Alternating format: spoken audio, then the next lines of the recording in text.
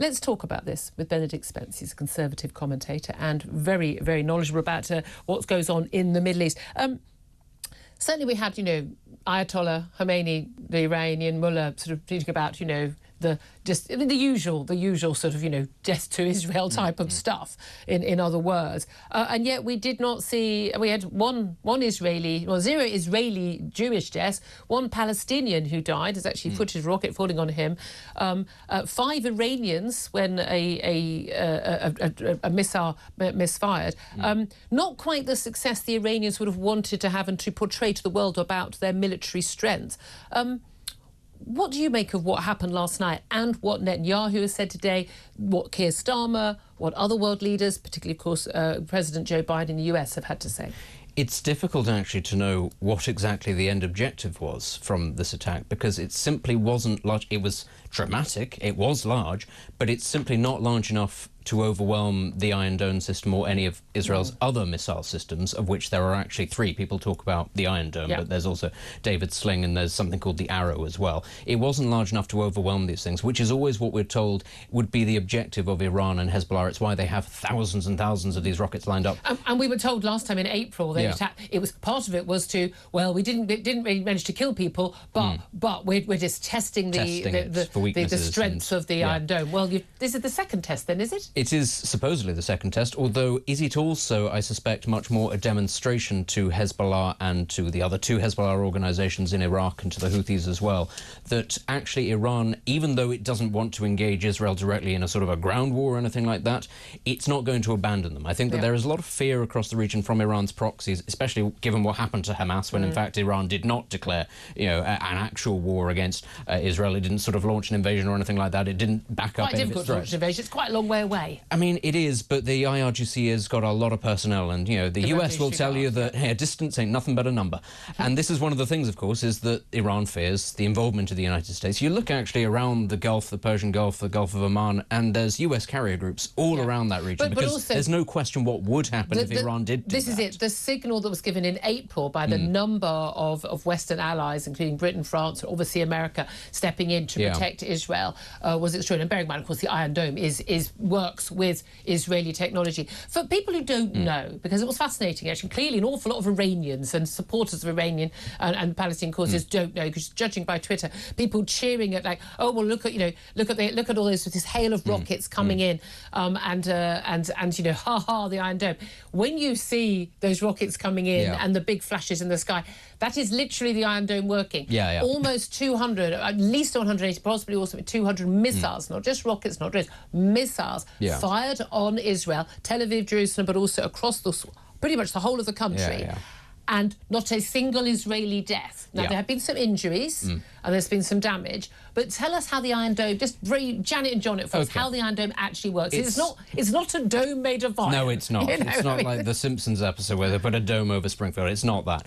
It's it's a mobile missile platform, basically. There's between 10 to 20 of them across Israel, so you can move them, you can manoeuvre them, and they can fire up to 40 interceptors at once. And the idea is, as you point out, is to try to detonate or intercept incoming missiles at a range of between 50 to 90 kilometres. It's designed for short-range missiles, so the sorts of things that Hezbollah uses. It's not actually designed for the sorts of things that Iran was firing, but it's been perfected over time. And the key thing is it doesn't intercept every single missile. No, it doesn't. It intercepts the ones that it judges by their trajectory are going to hit population It's sites. a very advanced radar system. It works, I mean, it's very effective, and that's why they've been able to modify it to actually take out ballistic missiles as well. In April and last night, we've seen just how effective it is. And the fact of the matter is, 200 missiles doesn't actually come close to overwhelming what we know its capacity is. And that's the thing. We know of a certain amount of capacity. The likelihood is it's much larger. But actually, Israel has other systems for those sorts of missiles, even if it were overwhelmed. Yeah, OK. I mean, that's what's been really interesting, is that actually Israel showing its strength, not just in its knowledge and its ability to infiltrate Hezbollah and their ability to take out the Hezbollah militants with those pager explosions and walkie-talkie explosions, but also launching them, well, the ability to target the leaders, literally the entire command structure of Hezbollah, taking out senior Hamas figures, senior figures in the Iranian regime as well. They've made it very clear they have their tentacles everywhere, and they have shown they have been preparing for this for a long time. Well, look, I want to hear from you. I'd love to hear hear your thoughts, because the Israeli Prime Minister has said that Iran will pay after it fired a barrage of 180 missiles at Israel last night. What is your reaction? What does he mean by that? What do you want him to mean by that? Because we all want peace. Yeah, you know, kumbaya, kumbaya. Thought we had something close to relative peace on the morning of October the 7th last year. We definitely don't have it now. Are you worried about all-out war? Should Britain be involved? What do you want the US to do? I mean, the obviously impact of the US election on this. Kamala Harris reading out her, I mean, literally just like, I don't care about this, I don't mean a word of this, reading out loud from a script last night. I mean, a little bit worrying in terms of her, well, I suppose we support Israel. I mean, she said the words, I didn't feel it, I have to say. But I'd love to hear from you. Do give us a call, 0344 499 1000. Calls are charged at the national rate. Of course, text the word talk and your message to 87222. And text, of course, cost one standard network rate message. You can also get in touch with us on X at talkTV, or you can leave a message at the bottom of our YouTube page. Let's play a couple of clips, actually. One of Keir Starmer and what he had to say last night. Now, normally, of course, you wouldn't see during Tory Party conference the Labour Prime Minister, they tend to sort of keep a low profile. There's a sort of form on this. But, of course, in this circumstance, especially as we later learned at 10:30 last night that British military had been involved in protecting Israel, obviously a need for a statement from the British Prime Minister. Here's what Keir Starmer had to say. But I utterly condemn this attempt by the Iranian regime to harm innocent Israelis, to escalate this incredibly dangerous situation and push the region ever closer to the brink. It cannot be tolerated. We stand with Israel and we recognise her right to self-defence in the face of this aggression.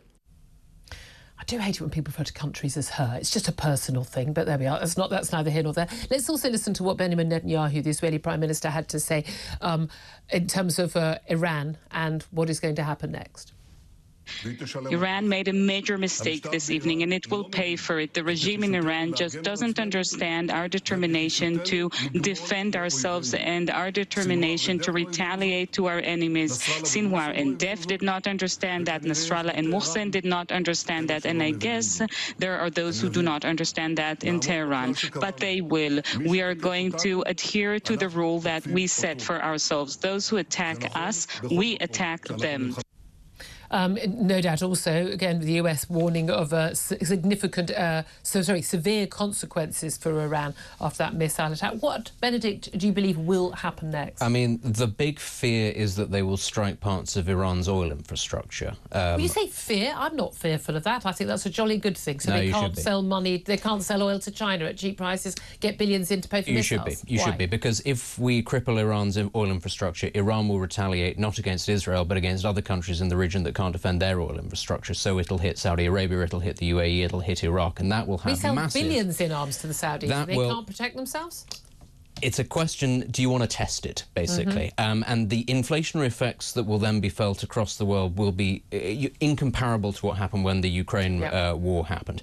Except, of course, in two countries, the United States and China, who have gone to great lengths to secure their oil supplies from other sources. Well, that's something we should have done as well. Yeah, and then you will have a real question over the direction that this country is going in. But perhaps that's later down the road, because I'm not sure that that is going to happen. The immediate thing will almost certainly be attempts to interrupt Iran's nuclear program, which it's still doing. Everybody knows it's still doing. And the Israelis have proven in the past that they know how to get to it. The trouble is, of course, it's quite clear that they have infiltrated at the highest level the terrorist groups and Iranian authorities as well. But we know that the nuclear installations there are many of them. They're spread around the country, and they are deep underground. They haven't got hello, this is where we've got a nuclear installation written on their roofs. They are, but the Israelis know where they are. Everybody in the intelligence knows where they are, because, as you say, they've been infiltrated because a lot of people in Iran actually don't like the regime. That's not the case with Israel. The Iranians have not infiltrated the other way around. What about the chances, some people are saying online, and again, the chances that this could be a moment for the Iranian people to rise up against the mullahs? A very unpopular regime. Life has been very, very hard. We've seen those protests about women wearing their scarves, and again, where were the men, guys, not stepping up at that point? Yeah, those protests died because the regime was brutal brutal to those people, not unlike indeed Assad and the likes have been to their own people across the region. So the question is then, do those people actually have the stomach to start fighting a regime that has just started firing off missiles against you? And if you get it wrong, the cost is torture and death. There'll be a lot less mercy than there was last time, and there was not a lot of that going around. And that is the and to be fair, what are you supposed to say to women in a situation like that? Go on, do that, and maybe the men will back you up, maybe they won't, maybe they'll take part in the suppression. That's a lot to ask a population. It's an interesting point. Can I ask you just finally? Look, I mean, I talked to audience about the BBC coverage of the Middle East. Criticised again. Last night they had BBC had on an expert, certainly a strategic expert, but used to work for the Qataris in a Qatari-funded London university, sitting there spouting, I mean, the most blatantly sort of just justifying pretty much everything that terrorists have done and that Iran has done. I thought really quite extraordinary, without any challenge. I listen to a lot of different broadcasters because I like to keep abreast of what everyone's doing, what everyone's saying, and it absolutely blows my mind how the mainstream broadcasters in this country, BBC, RTV, Sky, just pay lip service to sort of pretense that they are neutral in this debate, constantly talking about the victims, whether it's in Gaza, whether it's Lebanon. Yeah, that's part of the job. However, sorry, Israel has managed to defend itself, so they haven't got victims, up since October the 7th.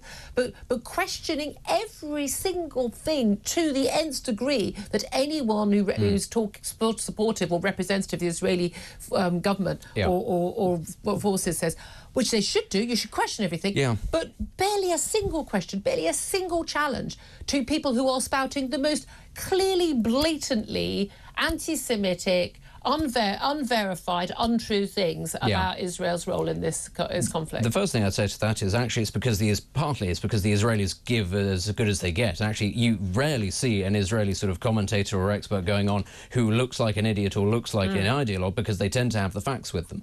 A lot of what increasingly our media tends to do, and the United States is much worse at this, but still we're not great at it, is we go too far towards narrative building. There has to be a victim and an oppressor. There has to create the story to sell. And there's a baby that's had its legs blown off horrifically. So they must be the victims, and the person who did it, the organisation that did it, must be the oppressor. Yes, the child has died. Won't someone think of the children? Ergo, all of this is bad. And that sells a story because people's heartstrings are tugged at, but it's not objective news gathering, and that's ultimately where we fall down. Which is what we require from the BBC. And people say, oh, you give your opinion. Yeah, that's literally my job. I don't work for the BBC. I couldn't get a job on the BBC. Oh, if I had the same views as a lot of their presenters, not a problem at all. I just don't.